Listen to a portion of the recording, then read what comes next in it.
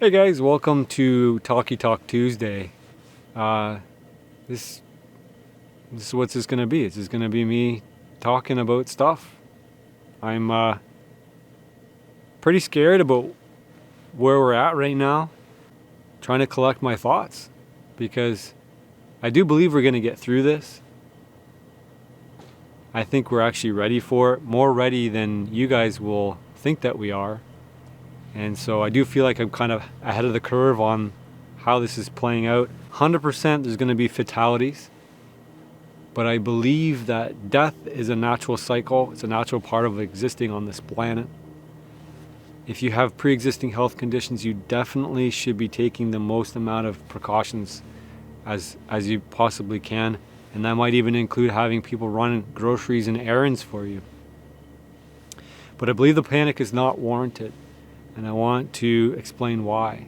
As my earlier video, I believe I was kind of ahead of everybody on it. I'm already kind of accepting on how this is going to play out. I think the UK government is kind of looking at herd immunity right now, where they're going to let this virus play through and everybody's going to have the natural immunity to it. Because waiting for a cure to this is not likely to happen for any foreseeable future. We might develop some treatments. We'll get ahead of it as far as ventilators go, and that's good news. We're already working on this, but there are people that are going to die.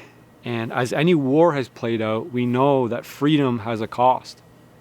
So it's whether we're accepting of that freedom or that cost of freedom. My heart goes out to anybody who's dealing with this right now. We are going to have to face this, whether we kick the can down the road. As far as doing the social isolation thing, it's probably a good thing right now.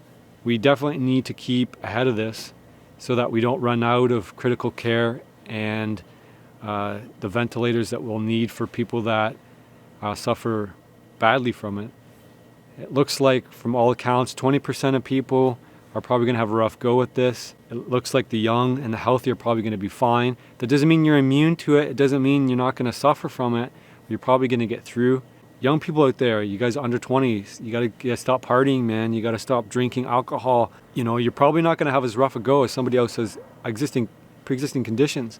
But if you go into this having poor immunity, you know, you're tired, you don't sleep, you party all night, you smoke, you drink, you do drugs. Like, you're going to have as rough a go of this as a 70 or 80-year-old. You might want to start thinking about that. And that's part of the reason why I'm filming this video right here, is because I get a chance to stay in the sun and collect some vitamin D, which is an immune booster, which you should all do. Guys, go outside. I know the governments are shutting down parks and public gathering places, but I don't think that means, for the most part, that you can't walk around and be out in the sun. Just don't be around people. Stop the spread. You know, like I said, the flattening that curve really does matter. But what makes me really fearful is the fact that governments are implementing things that I hope are only temporary, but I fear they might not.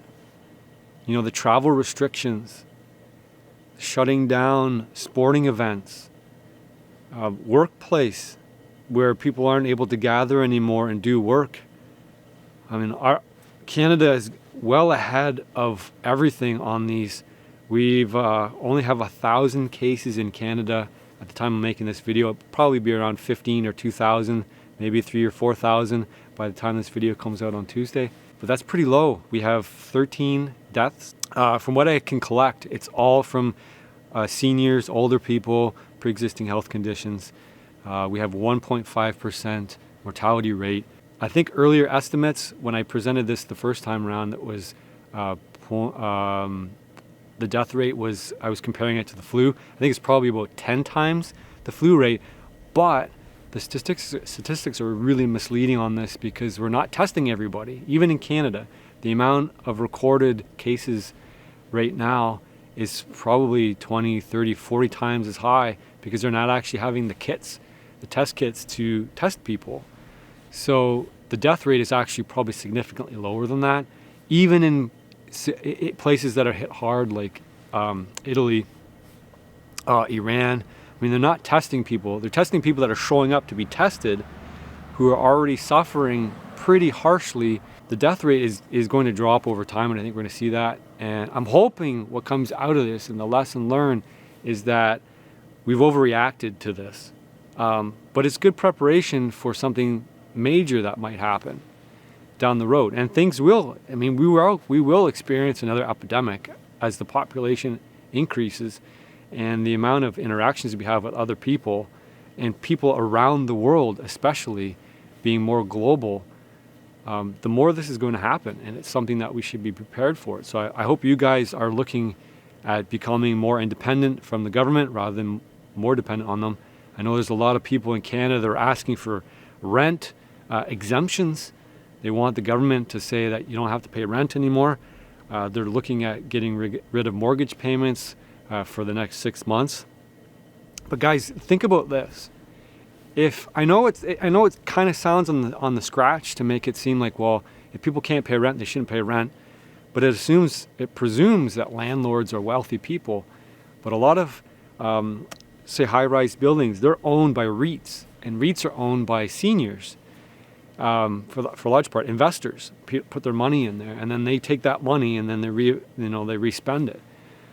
So if people aren't collecting rents, then they're not paying out to investors, and investors don't have any money and they can't buy groceries. And there is lots of mom and pop style investment properties out there where people are collecting rent and they're buying groceries with it. And they're also doing repairs on these units.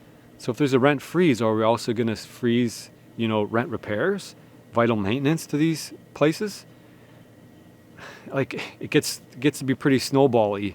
Like, are we going to say, okay, well, somebody needs to repair, a toilet. Do they get the free toilet from the home hardware? Can they just walk in and get all the supplies they need for free because they need to repair the unit for free? I mean, we're getting pretty close to communist-style control here, where people aren't going to be allowed to go out to parks at all. You are going to be frozen inside your house. Like, do we want this? Do we think maybe the death rate warrants our freedom? What's the cost to freedom? Like I said before, there's always a cost to freedom, and people would go to war to protect our freedoms. So are we prepared to accept a 4% mortality rate, potentially 4% mortality rate on this, in order to live a free life? What's the cost? One of the biggest worries I have coming through this is that we don't get our freedoms back. We're relying too much, I feel, on the government to solve all our problems, and I don't want that to happen. I want us to come back to normal out of this and even stronger than we were before. This is a war. It has a different enemy, but that enemy can be defeated. And I really believe that we need to be strong and independent through this whole thing so that we get our freedoms back from the government.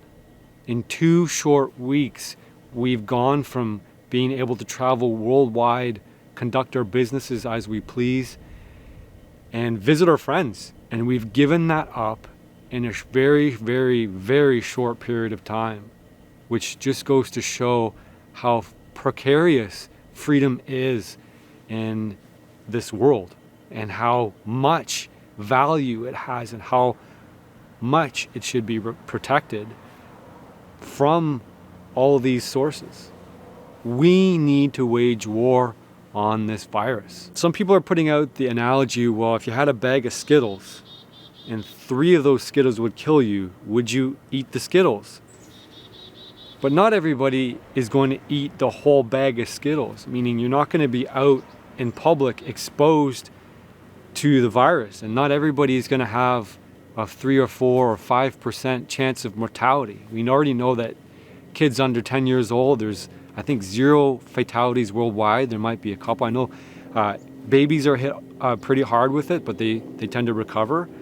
There are some 20s and 30-somethings-year-old people that are in intensive care, and that's definitely a reality. Not everybody's going to deal with this the same way, but like I said, there's cofactors. People are sleeping, getting enough sleep, partying all night, drugs, alcohol, marijuana, everything like that. It's all going to affect you. Obesity, diabetes, these are all crucial factors that you must consider whether you think you're going to fall in that 99% recovery rate or you're going to be in the 10 and 15%. And so you guys have to personally look at that. So I want to conclude this Hockey Talk Tuesday with my solution to the problem, as if anybody cares, but here it is. What I think needs to happen right now is we need to sit down and we need to figure out, okay, what are the factors? We need to socially isolate elderly people, people with potential complications, diabetes, obesity, smokers, all these people. These people should be isolated, but the world needs to carry on. And I think once we get to the acceptance phase of this, which I think is coming next, I already hear some people starting to say, okay, we are going to have to deal with this. It's not going away. Even if we, flatten the curve right now, it's going to come back in the fall, and it will. Once the humidity drops, going back into the fall, the virus is going to have an easier time getting around again. We need to increase production of ventilators, and we need to get people prepared in case that curve grows again. But I do think we need to get back and living free lives again that we've worked so hard for so long to protect and create. And we've done this through lives lost. Now again, I'm going to remind you that I do not wish ill on anybody. I hope you guys are all safe. I hope you guys are protecting your families. I hope you're protecting yourselves. I hope you're looking out for your neighbors. If you have elderly neighbors, please go offer to run errands for them and bring them groceries. Maybe go outside their window and chat with them over the phone, so you can do like an in-person kind of Skype. That's a pretty neat idea. And if you know anybody sick who is home-ridden, you can do the same thing. I mean, go pick up some takeout and help the businesses that are still up and running, because that's the only way we're going to get through this, is with the community effort.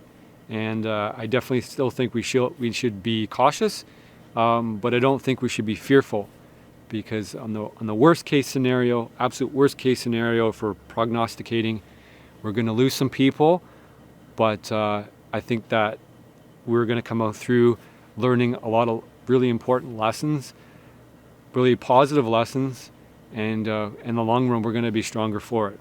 So be safe, and I want you guys to leave your opinions down below. And if you think this is a positive message, maybe you'll consider sharing it. And hopefully you guys dive back into some of the other videos, because for some reason the channel took a tank after the last video got demonetized and age restricted, which is par for the course when you think outside the box and do things differently than people expect you to. So anyway, I appreciate you guys, and take care.